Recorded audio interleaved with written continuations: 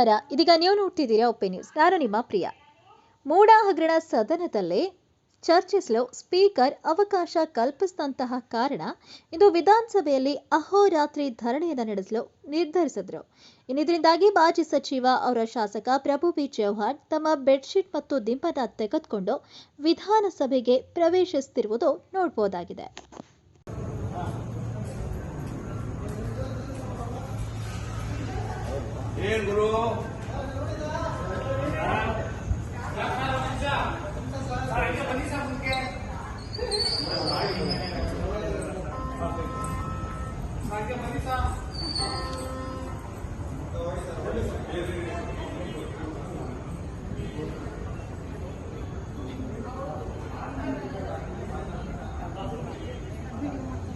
Sir ಹೋಗ್ಬೋದಾ?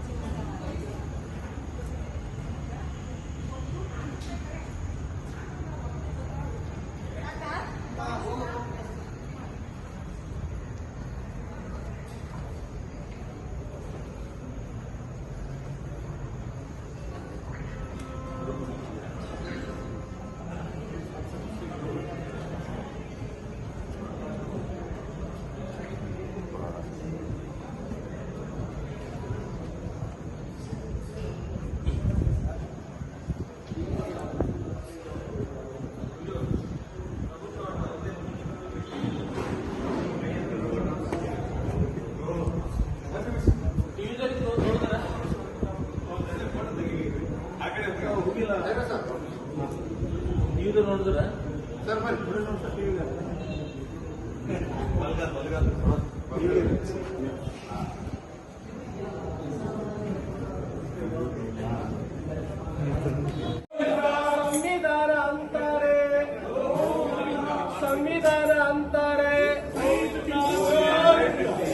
ಸಂವಿಧಾನ ಅಂತಾರೆ, ಸಮಾಜವಾದ ಅಂತಾರೆ,